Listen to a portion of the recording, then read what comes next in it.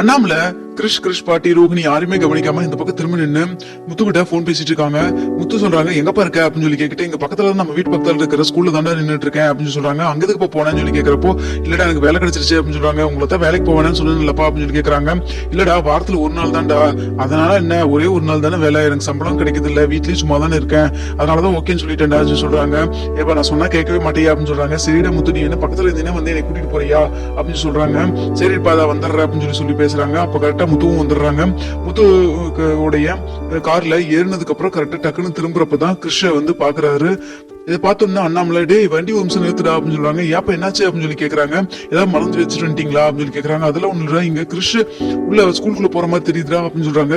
ஏப்பா அவன் எதுக்கு போய் இங்க வரப்போறான், அவங்க பாட்டியும் அவங்க ஊர்ல தானே கிராமத்துல தானே இருக்காங்க, அவங்க எதுக்கு இங்க வரப்போறான் அப்படின்னு சொல்றாங்க.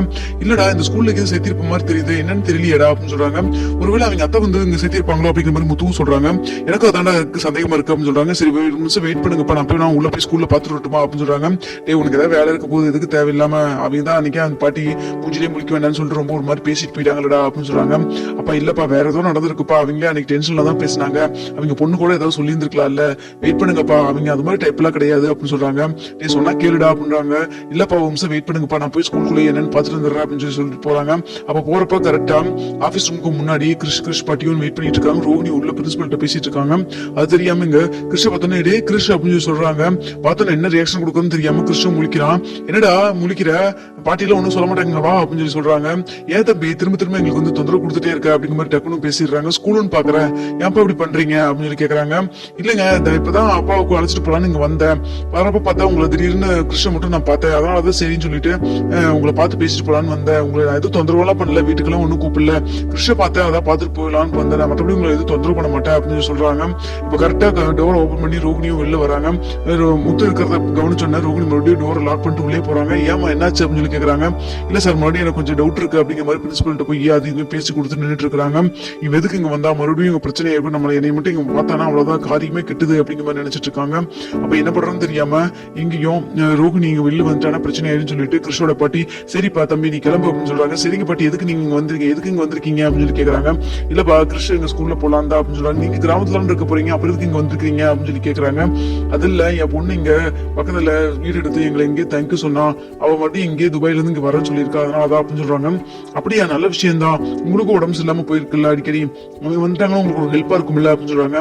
சரிப்பா நீ பேசுனதெல்லாம் போதும், திரும்ப எங்ககிட்ட பேசி டென்ஷன் பண்ணிட்டு இருக்க வேண்டாம், எங்க லைஃப் எங்களுக்கு பார்த்து தெரியும், இனிமேல் கிருஷ்ண பார்த்தோன்னே தத்தெடுக்கிற அதுன்னு நீங்க பேசுறதா எனக்கு ஞாபகம் வருது, கொஞ்ச நாள் கொஞ்சம் அமைதியா விடுங்களேன், எனக்கும் கொஞ்சம் உடம்பு சரியில்லாம இருக்கு, உங்களை பார்த்தா எனக்கு டென்ஷன் ஆகுது அப்படின்னு சொல்றாங்க.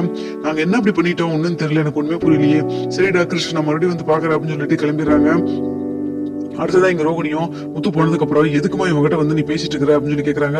நான் ரெடி பண்றது, திடீர்னு திரும்பி பாக்குறேன் கிருஷ்ண பாத்துட்டு நின்று இருக்கான், பேசிட்டும் இருக்கான், நீ வேற உள்ள இருக்க வெளில வந்துருவேன், நானும் வந்து ஷாக்கா நின்றுட்டு இருந்தேன் அப்படின்னு சொல்றாங்க. அது சரி எப்படி பேசி திட்டி அமுச்சு விட்டியில, நான் கேட்டுட்டு தான் இருந்தேன் அப்படின்னு சொல்றாங்க. சரி பிரின்சிபல் என்ன சொல்றாரு அப்படின்னு சொல்லி கேக்குறாங்க. பிரின்சிபல் சொல்றதெல்லாம் இருக்கட்டும், அவன் வேற இப்போ உங்க கிருஷ்ணன் இருக்கிறதெல்லாம் தெரிஞ்சுக்கிட்டானே, மறுபடியும் வந்து தொந்தரவு பண்ண என்ன பண்றது, கம்மன் இந்த ஸ்கூல்ல சேர்த்தாம விட்டுறலாமா அப்படின்னு சொல்லி கேக்குறாங்க. ஃபீஸ் எல்லாம் கட்டிட்டீல அப்படிங்கிறாங்க. பணம் போனா பரவாயில்ல, ஆனா எனக்கு வாழ்க்கை போயிடுச்சுன்னா என்ன பண்றது அப்படின்னு சொல்றாங்க. என்ன கல்யாணி நீ எத்தனை நாளைக்கு தான் இப்படி ஓடி நீ ஒழிச்சிட்டே இருக்க போற, என்னைக்கு தான் நீ வந்து மாப்பிள்ளை தம்பிக்கிட்ட இதெல்லாம் சொல்ல போற அப்படின்னு சொல்றாங்க.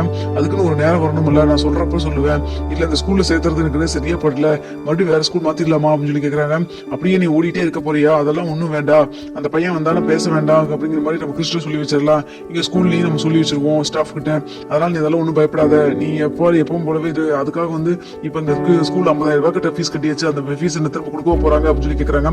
ஆமா இவன் தான் இன்னும் ஒரு நாள் கூட ஸ்கூலுக்கே போகலாமா, கொஞ்சம் பணத்தை பிடிச்சிக்கிட்டு இதெல்லாம் கொடுத்துருவாங்களா இருக்கும், நான் வேணா பேசி பாக்குறேன் அப்படின்னு சொல்றாங்க. அதெல்லாம் ஒண்ணு வேண்டாம் இந்த ஸ்கூல்லே போடு அப்படிங்கிறாங்க. இல்ல எனக்கு சரிப்பட்டு வர மாதிரி தெரியல, நான் ஸ்கூல்ல மாத்த தான் போறேன் அப்படிங்கிற மாதிரி பேசுறாங்க. அப்போ கிருஷ்ணோட பாட்டி சொல்றாங்க, இங்க பாரு வீடும் பார்த்தாச்சு, வீட்டுக்கு பக்கத்துல இந்த ஸ்கூல் தான் இருக்கு, வேற ஸ்கூல்னா ரொம்ப தூரம் போகணும், கிருஷ்ண போய் நான் பார்த்துட்டு வரவும் முடியாது, ஏதாவதுன்னா என்ன பண்ற முடியும், நான் தனியா தானே இருப்பேன் அப்படின்னு சொல்றாங்க. அதான் நான் பக்கத்துல இருக்கிறேன்லமா நான் பாத்துக்கிறேன் அப்படின்னு சொல்றாங்க. சொன்னா கேளு கல்யாணி அப்படின்னு சொல்றாங்க.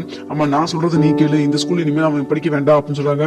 சரி நீ மறுபடியும் வந்து முத்து வேற ஸ்கூல்ல பார்த்தான்னு வச்சுக்கோ, மறுபடியும் அந்த ஸ்கூல்ல இருந்து மறுபடியும் மாத்துவியா, இப்படியே மாத்திட்டே இருப்பியா அப்படின்னு சொல்லி கேக்குறாங்க. நீ சொல்றதும் கரெக்ட் தான், நம்ம கிறிஸ்கிட்டே நம்ம பேசிக்கலாம் அப்படின்னு சொல்லிட்டு, கிறிஸ் இங்க பாரு, இந்த முத்து திரும்ப வந்தானா முத்துக்கிட்ட நீ அதுவும் பேசக்கூடாது புரிஞ்சுதா, முத்துக்கிட்ட மீனா கிட்டையும் வேற யார்கிட்டயும் பேசக்கூடாது புரிஞ்சுதா அப்படின்னு சொல்லி கேக்குறது சொல்றாங்க. சரிம்மா, நான் எதுவுமே பேசாம தான் நின்று இருந்தேன், அங்கிள் தான் வந்து பேசினாரு அப்படின்னு சொல்றாங்க. எல்லாமே எனக்கு புரியுது, நீ வந்து இனிமேல் ஆறு வந்து எது பேசினாலும் என்னையும் பாட்டியும் தவிர யாரு எது பேசினாலும் யார்ட்டும் எதுவும் பேசக்கூடாது, ஸ்கூலுக்கு வந்தமா படிச்சமான்னு இருக்கணும் புரிஞ்சுதா அப்படின்னு சொல்லி கேக்குறாங்க. சரின்னு சொல்றாங்க.